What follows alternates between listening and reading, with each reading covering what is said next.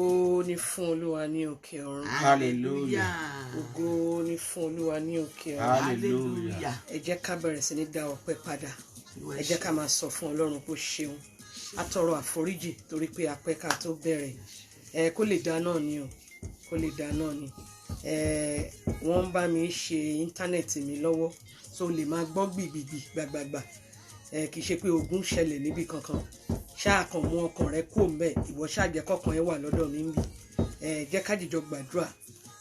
Ibi tí Ọlọ́run mú wa lọ ló ṣe pàtàkì. Nítorí náà ẹ má bínú sí wa, a tọrọ àforíjì pé a pẹ́ díẹ̀.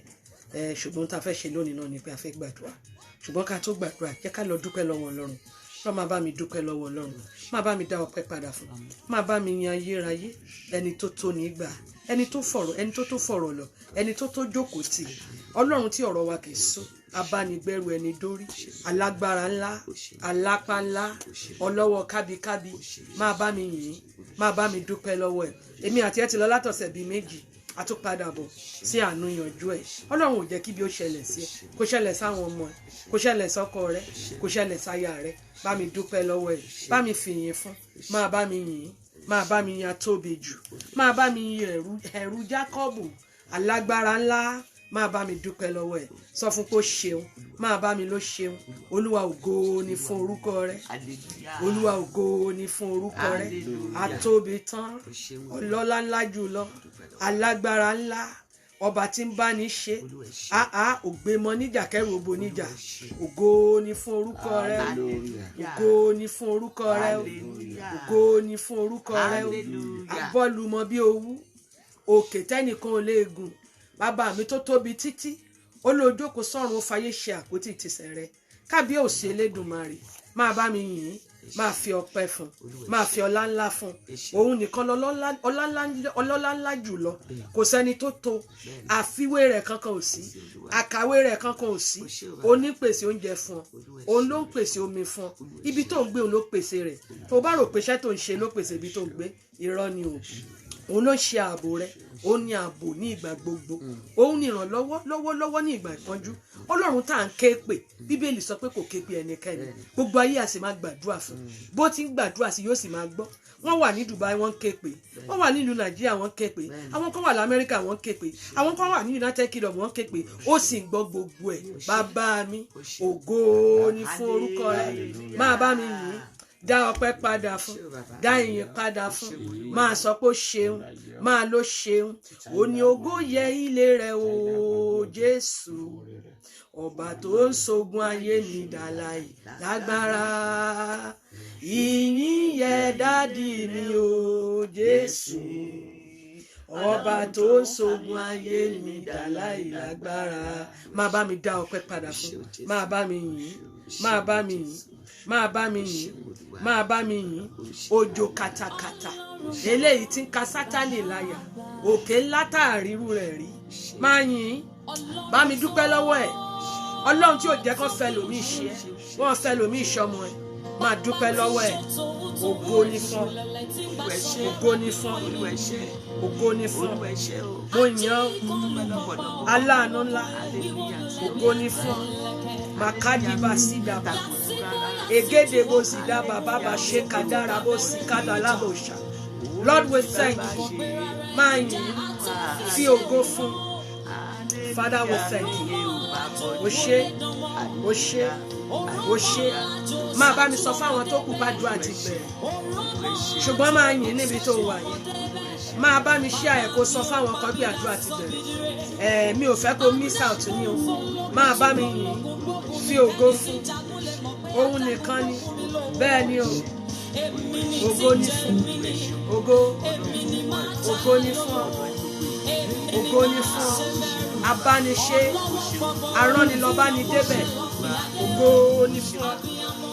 O ṣé, o ṣé, o ṣé, o ṣé.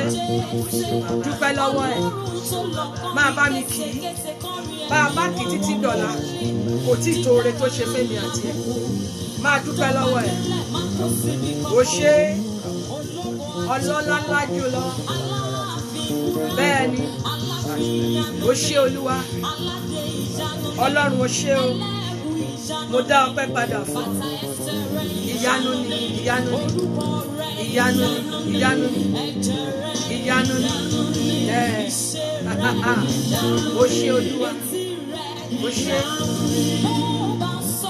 ìyanu ó ṣé Olúwa ògo ni fún orúkọ rẹ máa yìn máa yìn máa yìn kò lè kú o kò lè ṣá o kò lè dìbàjẹ́ bàbá mi ó ṣé máa dúpẹ́ lọ́wọ́ ẹ̀ bàbá mi Ọlọ́run tó gbọ́ àdúrà ẹ̀mí inú àwọn wòlíì àtìlẹ́yìn mi ní ọjọ́ gbogbo Ọlọ́run tó ń jẹ́ ọ̀rọ̀ nínú mi ẹni tó sọ̀rọ̀ jáde nínú mi tí gbogbo ayé fi ń gbọ́ mi Ọlọ́run tó gbọ́ àdúrà ògo ni fún ọ máa dá padà fún mi máa dúpẹ́ lọ́wọ́ ẹ̀ Olúwa ó ṣé Olúwa ògo ni fún orúkọ rẹ ó ṣé Olúwa ó ṣé Ọlọ́run àṣẹ ó ṣé ògo ni fún orúkọ rẹ ògo ni fún orúkọ rẹ Ọlọ́run gba ọpẹ́ wa à ń lọ lórúkọ rẹ Olúwa máa bá wa lọ Olúwa nawọ́ agbára Olúwa nawọ́ agbára Olúwa nawọ́ agbára Ọlọ́run tí a ò lè rí ìdí rẹ̀ kábíyèsí Elédùmarè ẹ̀mí mímọ́ Ọlọ́run tó tóbi ojú ò tì ọ́ rí o mi ò rí kàrí nínú ọ̀rọ̀ Ọlọ́run pójú tì ọ́ rí Ọlọ́run tí kì í purọ́ kì í sì ṣèké bó bá lóhùn ó tì ọ́ lẹ́yìn yóò tì ọ́ lẹ́yìn lórí Ọlọ́run mo pè ọ́ sẹ́nu iṣẹ́ làárọ̀ yìí bàbá mi ẹni kí n pè yín ẹlẹ́ ò dáhùn ẹlẹ́ ò fi àwọn ohun mèremère eléyìí tẹ́nikẹ́ni ò tí ì rírí ẹlẹ́ ò fi hàn wá a pè yín sẹ́nu iṣẹ́ lónìí Olúwa bẹ̀rẹ̀ iṣẹ́ rẹ̀ nínú ayé ẹnì kankan Olúwa nawọ́ agbára àwa ò lágbára o a ò ní ìmọ̀ kankan òye kankan a ò ní Ọlọ́run tó ń jẹ́ ìmọ̀ Ọlọ́run tó ń jẹ́ òye àwa má rí ìdí rẹ̀ àwa títí wọn ò rí Olúwa bẹ̀rẹ̀ iṣẹ́ rẹ̀ nínú ilé kankan Olúwa rìn kọjá ẹ̀jẹ̀ Jésù kó máa ṣàn nínú ilé ẹ ìwọ tó wò mí yẹn nínú ayé àwọn ọmọ ẹ ẹ̀jẹ̀ Jésù kó máa ṣàn ń bẹ̀ níbi iṣẹ́ ẹ̀jẹ̀ Jésù kó ṣàn ń bẹ̀ ẹ̀jẹ̀ yẹn ò díbàjẹ́ rí ẹ̀jẹ̀ yẹn àní ó sì ń ṣiṣẹ́ síbẹ̀síbẹ̀ ẹ̀jẹ̀ tó ṣàn lórí igi àgbélébù yẹn ó ní ó mú arọ lára dá ó ní ó tún ṣe kí ni ó dá ìdè ó ní afọ́jú ríran nípasẹ̀ ẹ̀jẹ̀ yẹn ni ẹ̀jẹ̀ yẹn kó tú ọ sílẹ̀ níbi tó wà yẹn nítorí pé o gbàgbọ́ ní orúkọ Jésù ẹ̀jẹ̀ Jésù kó ṣe ìràpadà iṣẹ́ ẹ̀ kó ṣe ìràpadà àwọn ọmọ ẹ̀ kó tún ilé ẹ̀ ṣe ọwọ́ Ọlọ́run ọwọ́ ọ̀tún Ọlọ́run tó ń ṣe agbára kó wọnú ayé rẹ̀ ṣiṣẹ́ o kó wọnú iṣẹ́ rẹ̀ ṣiṣẹ́ o ohun tí ò ṣiṣẹ́ mọ́ yẹn kó bẹ̀rẹ̀ iṣẹ́ padà ìyanu rẹ̀ kó ṣẹlẹ̀ ọkàn rẹ̀ kó balẹ̀ Ọlọ́run agbára wa èmi ò lè ṣiṣẹ́ yìí o ọmọdé ni mí n ò láyé akẹ́bọjẹ ẹ̀yin ni èmi inú ènìyàn ẹ̀yin lẹ lè ṣe ta lèmi tí mo fẹ́ kojú sí gbogbo àwọn èèyàn wọ̀nyí èmi ò lágbára ṣùgbọ́n mo fẹ́ kó gbénu mi ṣiṣẹ́ mo fẹ́ kó gbénu mi ṣògo ẹ̀mí mímọ́ ẹ̀mí sí mi ẹ rọ̀ mí ní agbára ẹ wọ̀ mí ní agbára ẹ̀mí ìyè wọnú mi lọ agbára àgbàṣe àdúrà ó yá wọnú mi lọ ẹ̀yin ọ̀run ẹ tì mí lẹ́yìn agbára tó ń já ìdè tó ń tú ìdè ó yá sọ̀kalẹ̀ wá láàrin afẹ́rí ọ Olúwa rìn kọjá nínú ilé kankan Olúwa rìn kọjá nínú ayé àwọn ọmọ kankan Olúwa rìn kọjá nínú ìdílé ẹni kankan Olúwa rìn kọjá ohun tó rò pé ó ti tán fún yẹn lórúkọ Jésù lọ́pọ̀lọpọ̀ Ọlọ́run kó dá padà fún ọ rò pé ó ti tán wo mi Ọlọ́run rẹ máa dáhùn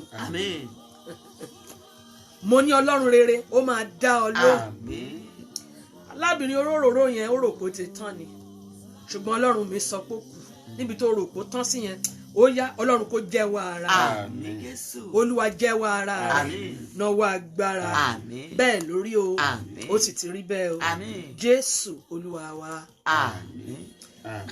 àmín lórúkọ Jésù. mo fẹ́ fi àkókò yìí rọ̀ gbogbo wa pátápátá tá jẹ́ àwọn tí à ń sọ èdè wa yìí lóòótọ́ a ò rí ibi ṣe àdúrà yìí ní ọ̀sẹ̀ tó lọ nítorí ìdí kan àbí èkejì mo sì mọ̀ pé gbogbo wa pátá la gbàdúrà fún Nàìjíríà mo sì gbàdúrà pé gbogbo àdúrà tó gbà yẹn àdúrà yẹn máa gbà gbogbo àdúrà tí gbogbo wa gbà lápapọ̀ fún ìlú Nàìjíríà lórúkọ Jésù àdúrà yẹn máa gbà. Àmín Jésù. Mo súre fún yín lórúkọ Jésù. Mo ní àdúrà tí gbogbo wa panupọ̀ tá a gbà, àdúrà yẹn máa gbà. Àmín. Ilẹ̀ Nàìjíríà ó máa rójú. Àmín. Ilẹ̀ Nàìjíríà ó máa ráyè. Àmín. Gbogbo agbára múnisìn níbẹ̀ Ọlọ́run kó gba agbára lọ́wọ́. Àmín. Sórí àwọn ìjọba wa yẹn ẹ̀mí mọ́ kó wọnú wọn lọ. Àmín. Agbára àti tún ìlú yẹn ṣe yóò wọnú ọkàn àyà wọn. Àmín Jésù. Gbogbo wa pátá tẹ wà lórí pílátífọ̀mù yìí ẹ ò ní jìyà oníyàwó. Àmín. Àwọn kan ti jìyà ìlú yẹn, gbogbo ẹ̀yin tẹ́kàn yín gbọgbẹ́, gbogbo ẹ̀yin tí ìjà tó kọjá lọ yẹn tó ti bà ní ọ̀nà kan àbí ìkejì, ẹ̀mí mímọ́ rọ̀ wọ́n lọ́kàn. Àmín Jésù. Gbogbo ọkàn tó gbọgbẹ́ lórúkọ Jésù ọgbẹ́ ọkàn wọn ẹ̀mí mọ́ kó wò ó sàn. Àmín. Mo wá ń sọ fún wa wípé don't lose hope, ẹ má sọ̀rọ̀ ìtinú. Ọlọ́run ò tí ì ṣetán ni, tó bá ṣetán wò mí, Nàìjíríà wà ní labour ward ni, yóò bí irú, yóò bí gba, yóò bí àwọn ọmọ alálùbáríkà, yóò bí àlàáfíà, yóò bí ìgbéga, yóò bí ìtẹ̀síwájú. Bó ti ṣe máa rí nìyẹn o. Gbogbo àdúrà tá a ti gbà yẹn kò lọ lásán o, jẹ́ ká nírètí.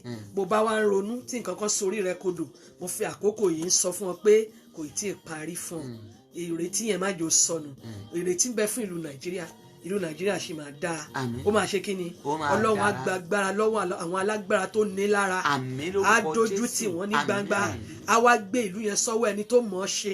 Ẹni tí ó jẹ́ pé ìgbà ẹ̀ ó rọ̀ wá lọ́rùn, Ọlọ́run ó mú débẹ̀. Ìwọ má ṣàláì má gbàdúrà fún ìlú Nàìjíríà lójoojúmọ́. Jogbọ́n tí mo sọ, má gbàdúrà fún lójoojúmọ́. Má gbàdúrà fún ìlú Nàìjíríà lójoojúmọ́. Lórúkọ Jésù ìlú yẹn máa dára. Ìlú yẹn máa dára. Mo ní ìlú Nàìjíríà máa dára. Ọkàn rẹ máa balẹ̀ nínú ìlú yẹn. Nígbà tó bá dáa tán wọn ò ní fi ọ́ ṣàwátì o. Mo ní wọn ò ní fi ọ́ ṣàwátì. Jẹ́ ká gbàdúrà. Bá mi lọ sínú ìwé ọ̀rọ̀ Ọlọ́run Matthew chapter 14. Jẹ́ ká kà láti verse 14 títí dé 20. Ọ̀nà pọ̀ díẹ̀ lénìí ṣùgbọ́n màá ṣe ní ṣókí. Ó ní ìdí pàtàkì tí a ò ṣe lè ṣe ànúyanjú ẹ̀ ní ọ̀la. Mo sọ fún wa pé nígbà míì ó ṣeé ṣe kó má rí bẹ́ẹ̀. Níjọ́ tí ò bá ti wá rí bẹ́ẹ̀ wọn ò jẹ́ ká mọ̀, òun ló ṣe jẹ́ pé ká gbé kalẹ̀ lónìí. Màá jẹ́ ká máa mọ̀ níjọ́ tí irú ẹ̀ bá máa wáyé, òun la ṣe ṣe lónìí. Lórúkọ Jésù àdúrà wa máa gbà. Matthew 14 verse 14. Jésù jáde lọ. Ó ní Jésù jáde lọ. Ó rí ọ̀pọ̀lọpọ̀ ènìyàn. Ó rí ọ̀pọ̀lọpọ̀ ènìyàn. Inú rẹ̀ sì yọ̀ sí wọn. Inú rẹ̀ yọ̀ sí wọn. Ó yọ̀ sí wọn.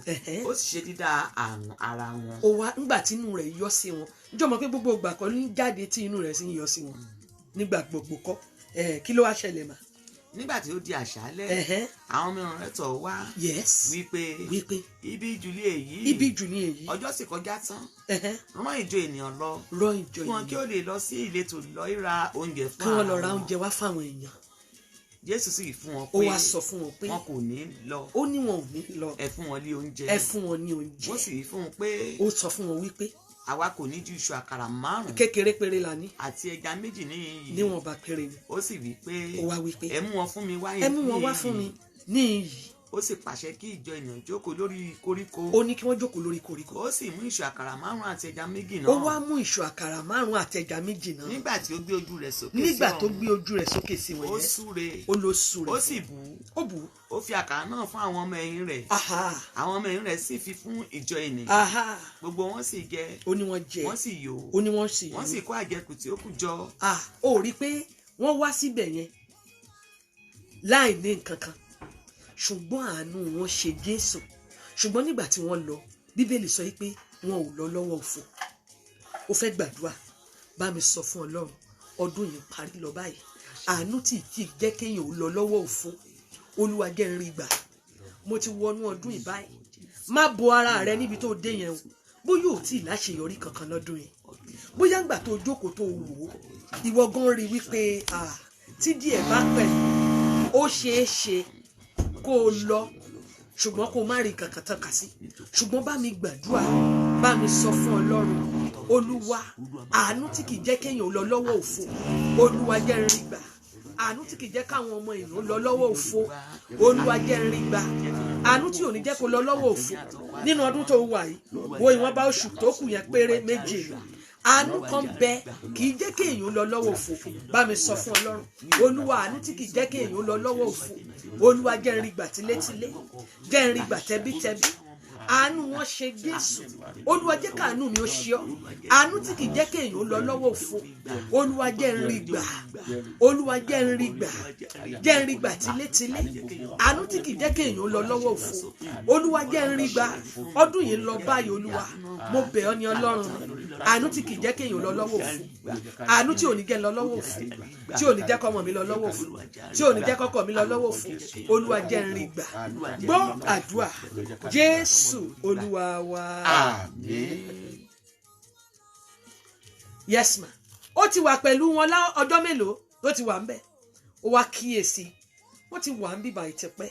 Ọlọ́run kíyèsí ìwọ náà láàárọ̀ yìí. Ó ti bẹ̀rẹ̀ ọdún yìí tipẹ́. Oṣù kélòó la wà yìí. A ti fẹ́ bọ́ sí oṣù kọkànlá. Sórí oṣù méjì tó kù yẹn is very crucial.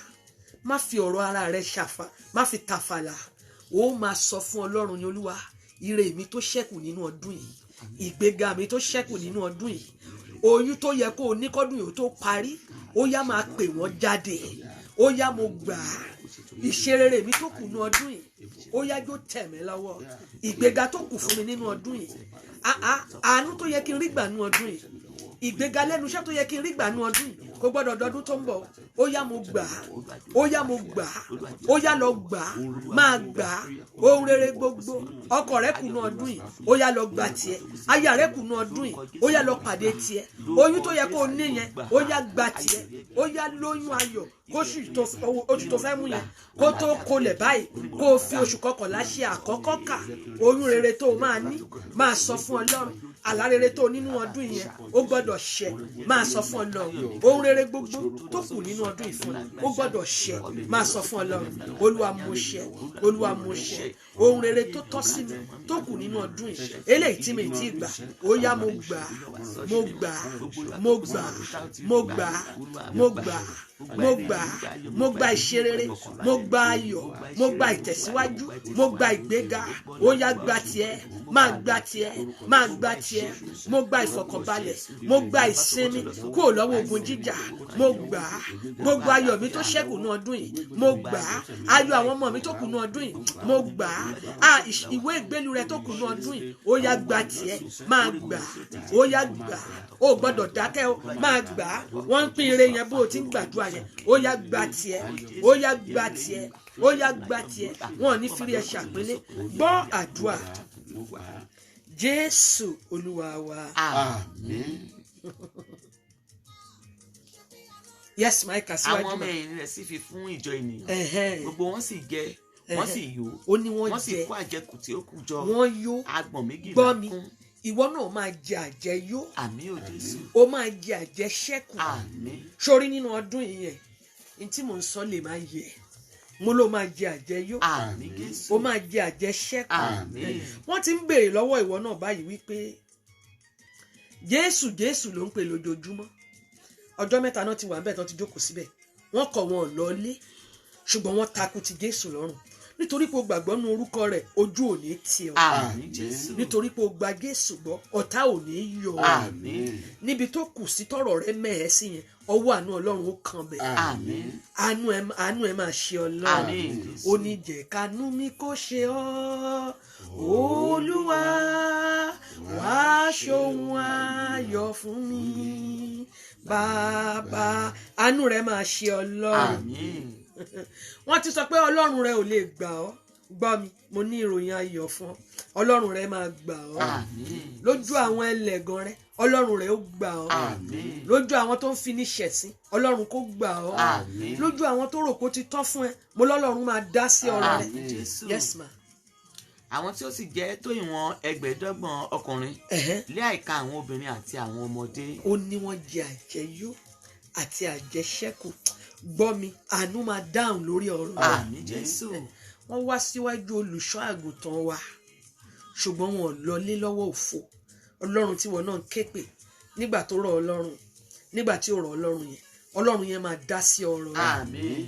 Ojú ò ní tì ẹ́. Àmín. Mo sọ pẹ̀lú agbára tó ń bẹnu orúkọ Jésù ọ̀nà mìíràn àwa kò ní.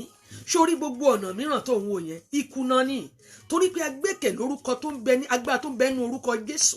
Agbára yẹn ó máa fọhùn àánú lórí ayé ẹ. Àmín Jésù. Lórúkọ Jésù agbára tí kì í dojú tì ní agbára yẹn ló jí Lásárù dìde òkú tó ti kú ní ọjọ́ kẹrin wọ́n ní Jésù jí dìde ó ti ń rùn pàápàá gbọ́ mi gbogbo ohun tó kú nú ayé ẹ orúkọ Jésù kó sọ wọ́n jí. Àmín Jésù. Iṣẹ́ tó ti kú yẹn lórúkọ Jésù kó gba ìsọjí. Àmín. Ìgbéyàwó tó kú yẹn ẹgbẹ́ ọ̀rọ̀ Olúwa ó yá àsọyín jí. Àmín Jésù. Ayé àwọn ọmọ tó dàbẹ́ pé ó ti dẹ́tì yẹn ọwọ́ àánú Ọlọ́run kó tún ayé wọn ṣe. Àmín. Ẹ bá mi ṣí ìwé Exodus chapter 3 verse 21 a máa bọ́ sínú agbami àdúrà báyìí 3:21. Gbogbo àwa tá a wọnú ọdún Èmi ó sì fojú rere fún àwọn ènìyàn ó ní yìí mo máa fi ojú rere fún àwọn ènìyàn ní ojú àwọn ará Íjíbítì. ó rí màsíàndà ó fẹ́ sọ fún Ọlọ́run Olúwa fún mi ní ojú rere ní ibi gbogbo ní eléyìí tó kù nínú ọdún yìí Olúwa rere fún mi ní ojú rere ní ibi gbogbo fún eléyìí tó kù nínú ọdún yìí ìwọ̀nba oṣù méjì tó kù yẹn ìwọ̀nba ọjọ́ díẹ̀ tó kù ráńpẹ́ nínú oṣù kẹwàá yìí títí di òpin ọdún yìí Olúwa fún mi ní ojú rere ní ọ̀dọ̀ ènìyàn gbogbo ní ibi gbogbo fún mi ní ojú rere fún mi ní ojú rere fún àwọn ọmọ mi lójú rere ní ibi gbogbo ní ibi gbogbo nínú ọdún yìí fún mi ní ojú rere Ọlọ́run fún mi ní ojú rere fún mi ní ojú rere mo kọ̀ láti lọ nínú ọdún yìí pẹ̀lú ọwọ́ òfo mo kọ̀ láti lọ nínú ọdún yìí pẹ̀lú ọwọ́ òfo Olúwa fún mi ní ojú rere ní gbogbo ibi tí gbogbo ọkàn tó ń wò mí yìí bá tẹ̀ nínú eléyìí tó gbọ́dún yóò parí Ọlọ́run kó fún yín ní ojú rere àti àánú Ọlọ́run ojú rere tí kìí dá àánú tí kìí tán ó yá lọ rí gbà ojú rere tí kìí dá àánú tí kìí tán ó yá lọ rí gbà ó yá lọ gbà tiẹ̀ ojú rere àti àánú tí kìí tán ojú rere àti àánú tí kò lè dìbàjẹ́ eléyìí tá ò lè di ilé ó yá lọ rí gbà gbọ́ àdúrà Jésù Olúwa wa. Ẹ má bínú o mò ń sọ fún wa wípé wọ́n ń ṣiṣẹ́ lọ ní àyíká mi o lè máa gbọ́ àwọn ariwo àbí nǹkan kan ìwọ má fọkàn sí ìwọ ṣáà máa wò mí ohun tó jù ni pé kò wò mí èyí tí mò ń sọ yẹn yóò ṣiṣẹ́ nu ayé ẹ̀ ó fẹ́ sọ fún Ọlọ́run àwọn àánú kan wà tí máa ṣiṣẹ́ ìtúsílẹ̀ àánú tí ó tú ọ sílẹ̀ lórúkọ Jésù ó yá lọ rí gbà. Àmín. Àánú tó máa tú ọ sílẹ̀ lórúkọ Jésù mo ní kó lọ rí gbà. Àmín. Àánú tó máa tú ọ sílẹ̀ lórúkọ Jésù mo ní kó lọ rí gbà. Àmín Jésù. Sórí ó ń parí lọ báyìí ní tòótọ́ ọdún náà ń parí lọ ó dàbí ẹni wípé bóyá ńgbà tí wọ́n wo àyíká tiẹ̀ ohun tó lè rí náà ni pé Ọlọ́run ò ṣètò ṣùgbọ́n wo mo ní ìròyìn ayọ̀ fún ẹ Ọlọ́run ṣe lọ́pọ̀lọpọ̀ ṣe bá láàyè ní ẹ ẹni tó kú nìkan ló ti tán fún o ò tí ì kú ó ṣì wà láyé ó túmọ̀ sí wípé ìyanu ṣì lè ṣẹlẹ̀ ó túmọ̀ sí wípé sórí ìwọ̀nba tó kù yẹn Ọlọ́run lè lò láti tún ayé ẹ ṣe ó túmọ̀ sí wípé ìwọ̀nba péréje tó kù yẹn ìyanu ṣì lè ṣẹlẹ̀ ta lẹni tó ń sọ fún ẹ pé kò lè ṣẹlẹ̀ mọ́ ta lẹni tó ń sọ fún ẹ pé ó ti parí Ọlọ́run ti finish with you irọ́ ni irọ́ Ọlọ́run ò tí ì parí iṣẹ́ ó ṣẹ̀ṣẹ̀ bẹ̀rẹ̀ ni so whatever you think it is gone it is not Ọlọ́run ṣẹ̀ṣẹ̀ bẹ̀rẹ̀ ni ó ṣẹ̀ṣẹ̀ bẹ̀rẹ̀ ni wo mi wọ́n máa rí ìrìn ayọ̀ wò nínú ayé ẹ mi ìmọ̀wọ́ tó nílò láti gbọ́ mi o wo wọ́n máa rí ìran ayọ̀ wò nínú ayé ẹ ìwé Mátíù orí 7 ẹsẹ̀ 7 sí 9 ó ní tá a bá ti béèrè ó ní ká nígbàgbọ́ ká máa rí gbà kí lohun tó rò pé o nílò ní ọdún yìí. Béèrè a ó sì fi fún yín. tó bá ti béèrè. Wá kiri ẹ̀yin ó sì rí. ó là máa fi fún ẹ. Kànkùn a ó sì ṣí sílẹ̀ fún yín. tó bá ti wá kiri kí ló sọ pé o máa ṣe a máa ṣí sílẹ̀ fún ẹ. sórí ẹni tó bá dákẹ́ a closed mouth is a closed destiny. A closed mouth it's a closed destiny. If you needed something and you keep quiet you cannot get help anywhere. And I'm saying it. Ohunkóhun tó nílò, whatever you needed is in the hand of somebody. So when you want to achieve a dream, you want to go somewhere, and you needed the resources or you needed something, and you kept quiet, how will they know that you needed help? So a short mouth is a short destiny. You may be in pain. Nobody will see it. Because you are not saying it. You are not telling people what you needed. What you needed, somebody might have even used it and just leave it in their backyard. And you are there looking for where to get money. Let me tell you this. I met a lady some years ago. She works in a shop somewhere around Convent Garden. She was a Ghanaian woman. She said, I started as a cleaner in this shop. But the people that owns the shop are Asian. Only they said they are going to their country. And they left me there. They took me to the bank. They helped me get a loan. And they said I should be paying back small. He said, today, I am the owner of this shop. She refused to change the name of the shop because she said she can never forget the name of those couple that left the shop. Not only the shop, they left the shop with everything in it. That is not common.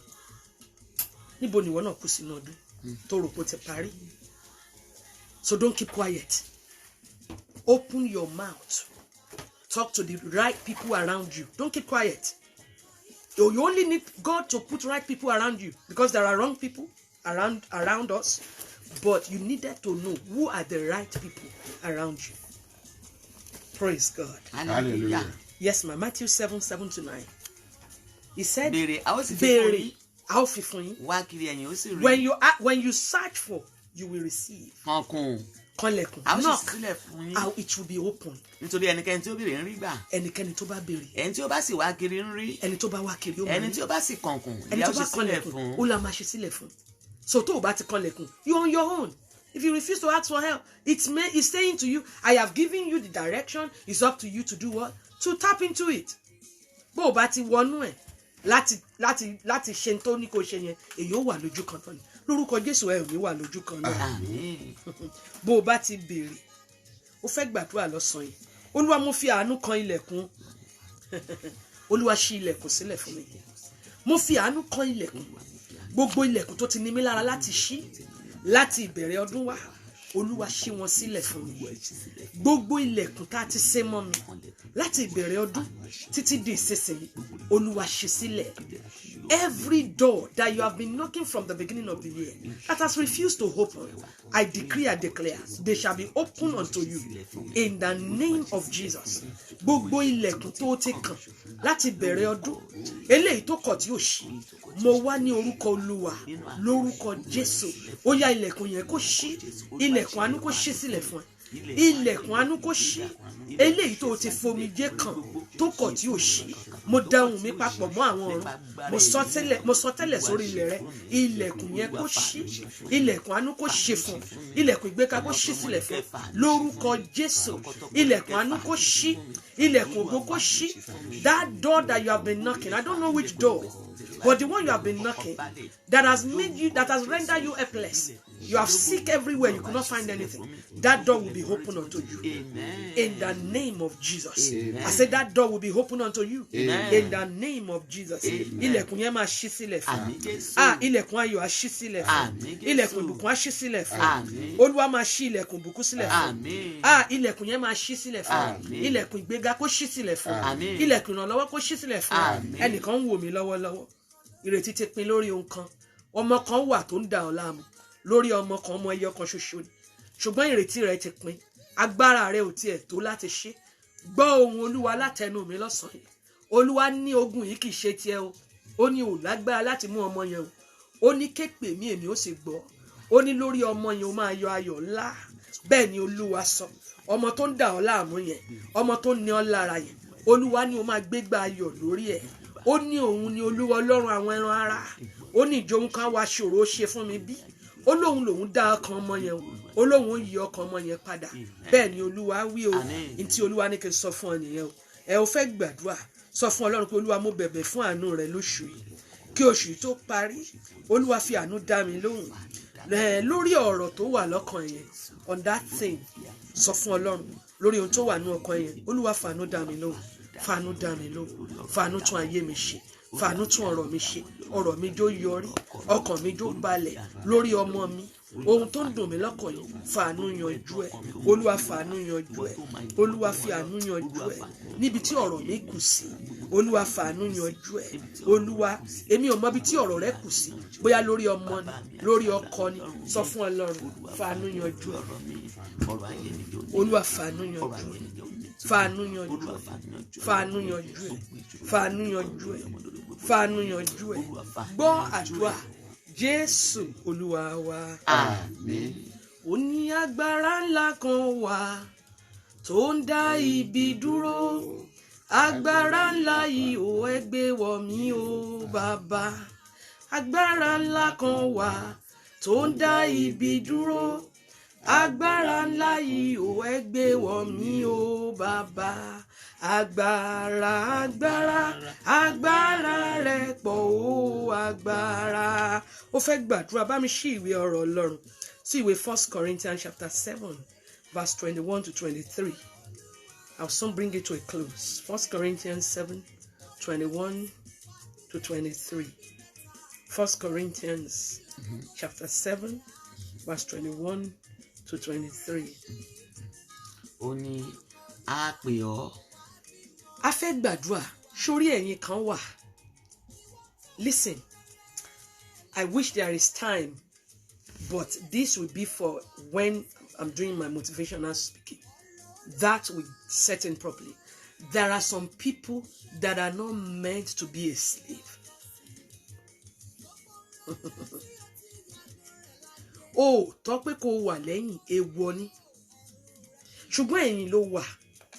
Nítorí pé o mọ̀nà àbáyọ níbi tó wà yẹn. Ìwọ tó yẹ kó o máa ṣáájú ṣùgbọ́n o wà lẹ́yìn. Wò mí, ọwọ́ ńlá Ọlọ́run kan wà, ó máa mú ẹ síwájú lọ́sàn-án yìí. Gbogbo ọ̀rọ̀ àti agbára amúnisìn tó mú ọ sí ipò ẹrú síbẹ̀ tí ò jẹ́ kó wà ní òmìnira, gbọ́ ọ̀rọ̀ Olúwa lẹ́nu mi, àtú ọ sílẹ̀ lọ́sàn-án. Àmín. Mo sọ ohun ìdásọ́, mo sọ pẹ̀lú agbára tó ń bẹ ní orúkọ Jésù, àtú ọ sílẹ̀ lọ́sàn-án. Àmín. Agbára tó so ọ́ mọ́lẹ̀ síbẹ̀ tó jẹ́ kó wà nípò ẹrú, ìwọ tó yẹ kó wà ní òmìnira, ó yá wọnú òmìnira lọ. Àmín. Ẹ bá mi kà mà. A pè ọ́. A pè ọ́ Nígbà tí ìwọ jẹ́ ẹrú. nígbà tí wọ́n jẹ́ ẹrú. Má ṣe kà á sí. Ó ní má kà á sí. Ṣùgbọ́n bí wọ́n bá lè di òmìnira. Bó o bá lè di Kúkú ṣe òmìnira. èyí ni. Kúkú ṣe èyí ni. Nítorí ẹni tí a pè nínú Olúwa. Nítorí ẹni tí a pè nínú Tí í ṣe ẹrú. tí ń ṣe ẹrú. Ó di ẹni òmìnira. Ó ló di òmìnira Ti Olúwa. ti Olúwa. Gẹ́gẹ́ bẹ́ẹ̀ ni ẹni tí a pè tí ó jẹ́ òmìnira. Gẹ́gẹ́ bẹ́ẹ̀ ni ẹni tí a pè tó jẹ́ òmìnira. Ó di ẹrú Kristi. Ó ní ó di ẹrú Kristi. A ti rà yín ní iye kan. A máa ti ra níye kan. Ẹ má ṣe di ẹrú ènìyàn. Ṣùgbọ́n tó wí, ṣó sọ pé kò di ẹrú. Ẹ má ṣe di ẹrú ènìyàn. Ará. O fẹ́ gbàdúrà ẹ̀mẹ́ta la fẹ́ lọ gbàdúrà yà wá parí ẹ̀. Bá mi sọ fún Ọlọ́run, gbogbo ìmísí ẹrú, gbogbo okùn ẹrú lára mi, gbogbo ọwọ́ ẹrú tó mú kí n máa sìn rú ní gbogbo ibi tí n bá wọ̀, ìwọ náà máa ní kó lọ mú black bag kó lọ máa ṣàbíyìn, ìwọ náà máa gbé iṣẹ́ tó dọ̀tí jù fún ẹ̀mí kan bá ọjà ni. In tí Ọlọ́run pè ọ́ fún kọ́ yẹn, in tó lọ́run ní kó wá ṣe láyé kọ́ nìyẹn. O gbọ́dọ̀ mú ìpínṣẹ.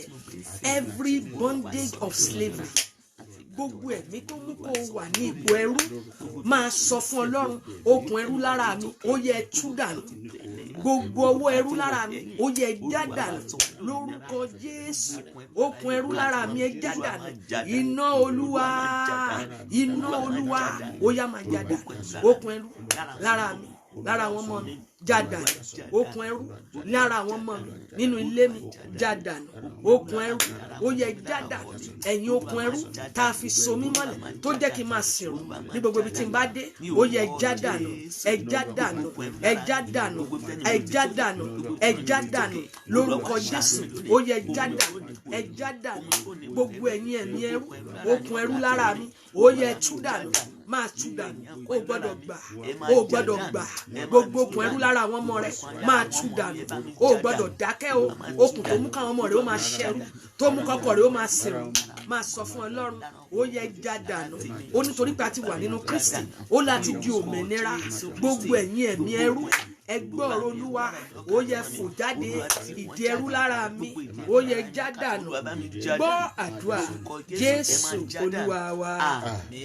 Ó ní a ti pè ọ́ ní òmìnira nínú Kristi o ò gbọ́dọ̀ di ẹrú mọ́.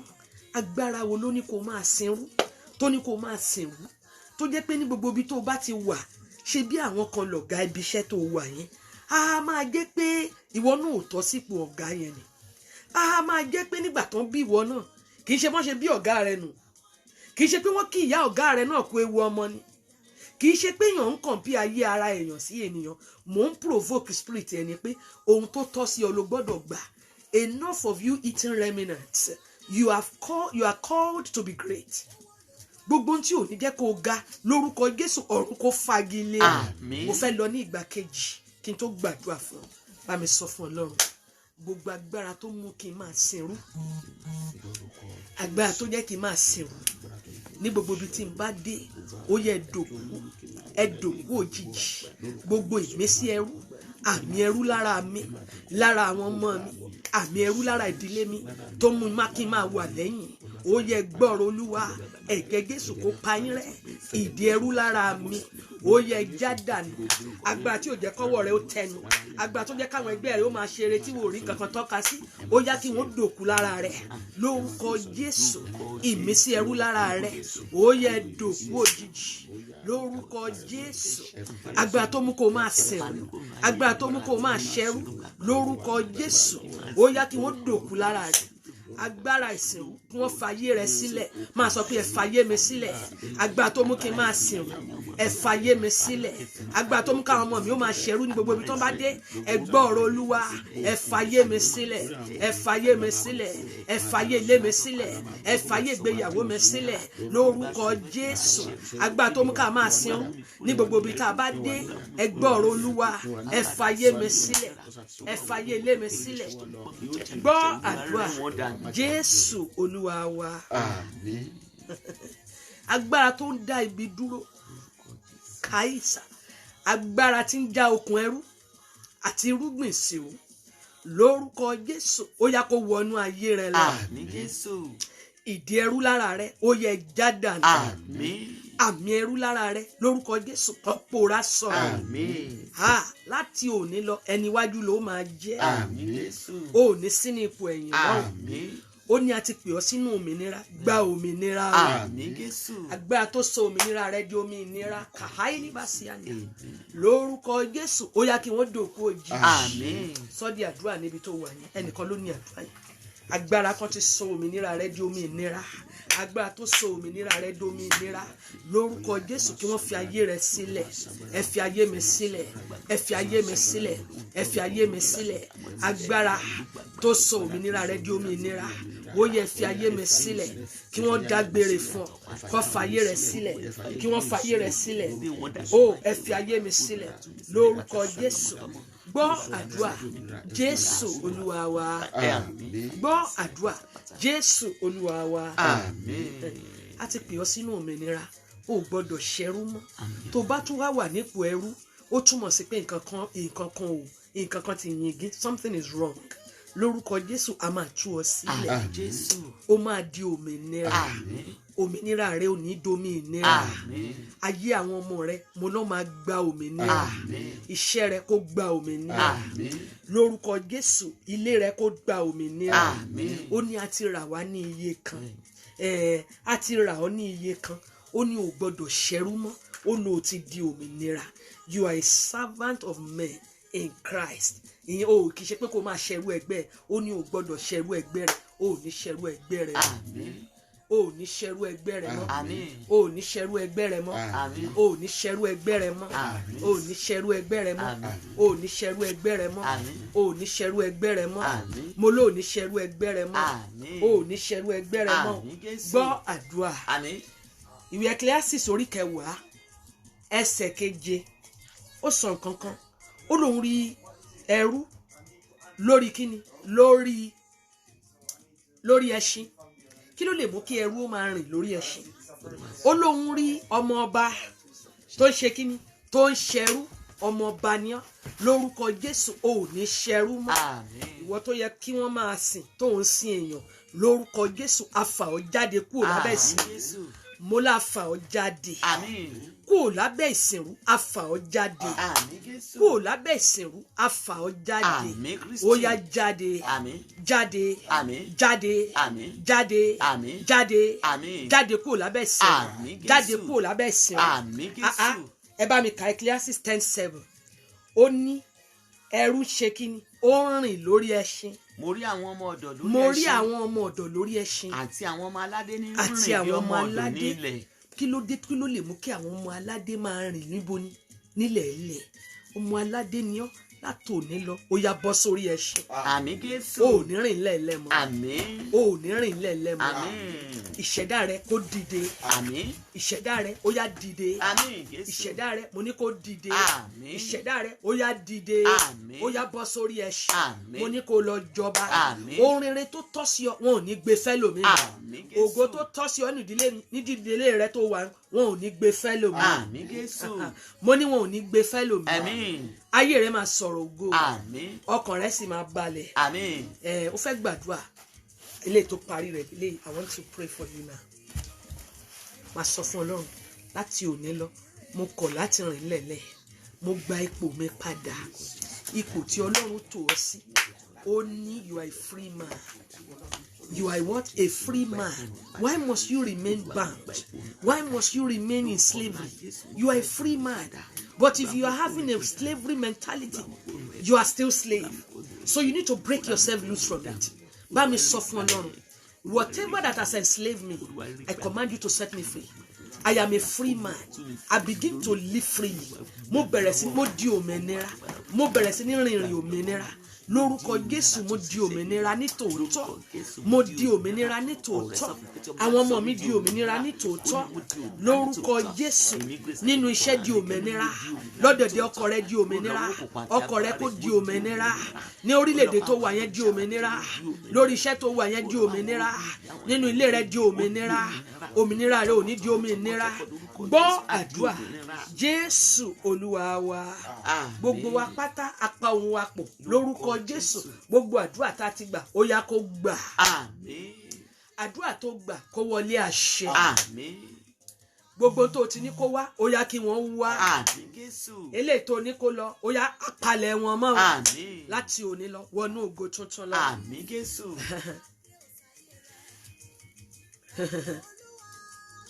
Wo ó máa ṣe bí ọba. àmín Jésù. Ó máa rìnrìn ọba. àmín. Ó máa gbégbé ayé ọba. àmín. Torí pé o ti di òmìnira látòní lọ ó yá wọnú ògo tuntun. àmín Jésù. Àánú kó fọhùn lórí ayé ẹ. àmín.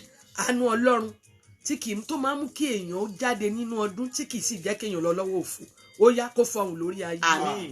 Mo ya ọwọ́ ẹ sí mímọ́ nawọ́ rẹ sí mi níbi tó wà yẹn Ọlọ́run kó ya ọwọ́ ẹ sí mímọ́. àmín Jésù. Ohun gbogbo tó o bá fọwọ́ ṣe lélẹ̀ tó kọdún yóò parí lórúkọ Jésù ó máa láṣeyọrí. àmín Jésù. Mo ló máa ní àṣeyọrí. àmín. Ó máa ṣe àṣeyẹ. àmín. Ọkàn rẹ máa balẹ̀. àmín. Inú rẹ máa dùn. àmín. Tàbárẹ̀ tó lóhùn ó ṣe ọ́ wọ́n ṣera wọn. àmín Jésù. Ọfà tán bá láwọn ó ta sí ọ yóò ta padà bá wọn. àmín.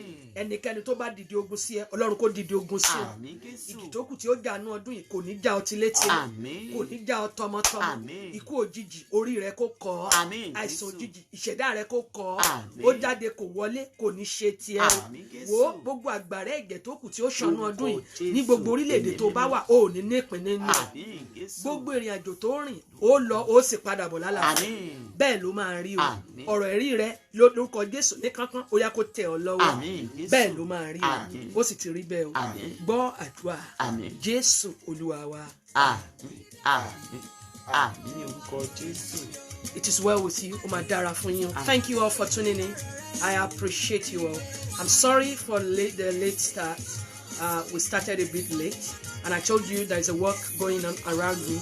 By the next Friday, trust me, it's going to be marvelous. You're going to hear me clearly. All those blinking things are stopped. So the gentleman is working with me, and I pray that the Lord will bless him too. He took his time to come and work with me to make sure that we have a very solid internet. The one we are using before has ended, so new one is starting. So I appreciate you for standing, sticking with me, even when the internet was playing up. I appreciate you all. God will bless you. Amen. The Lord will increase you in every side. Amen. By the time I will see you next week, your testimony would have arrived. Amen. The Lord bless you. I love you all. I love you all. Keep sharing it and tell people about it. And the Lord will bless you. Have a wonderful day. God bless you. God bless you. Bye-bye. I love you. Love you all.